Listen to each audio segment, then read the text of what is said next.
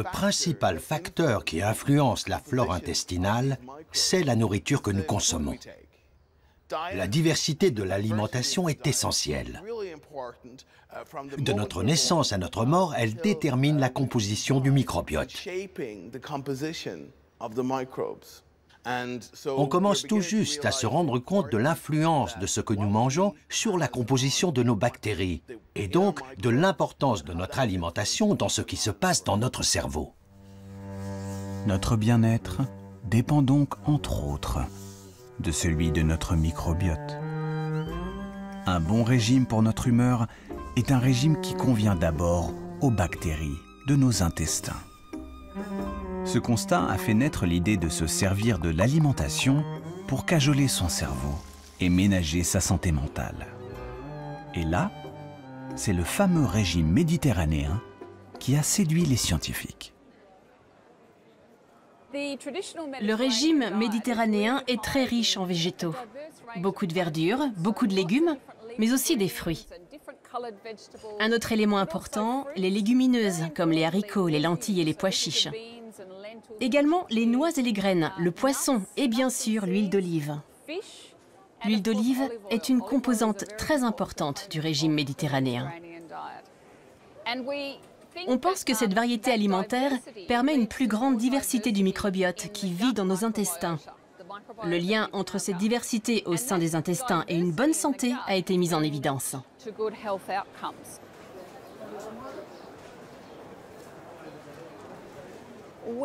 On a réalisé une première étude l'an dernier avec 67 personnes qui souffraient de dépression sévère. Ils ont reçu l'aide d'un diététicien pendant 3 mois. À la fin, on a à nouveau évalué leurs symptômes. On a constaté que l'amélioration de la dépression était corrélée au changement de l'alimentation. Ceux qui ont adopté au mieux le régime méditerranéen sont ceux dont les symptômes ont le plus reculé.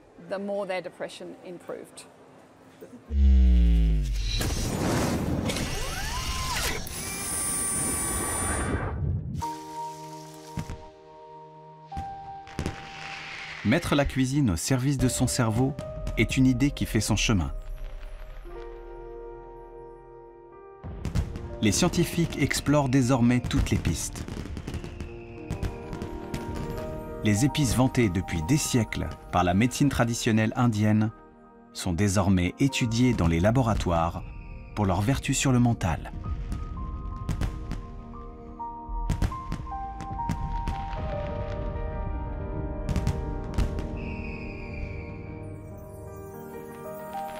Les fruits rouges nourrissent aussi de grandes attentes.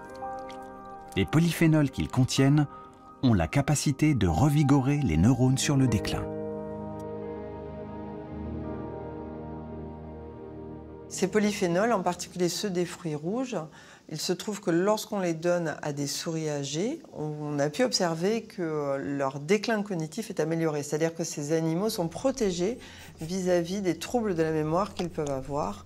Et ceci nous a conduit à faire un essai chez l'homme, et en l'occurrence une étude très récente qui a été menée chez plus de 200 sujets qui avaient 65 ans et plus et qui étaient sains, mais qui ont un déclin normal, on va dire, se retrouvent protégés lorsqu'ils consomment des doses importantes de polyphénol.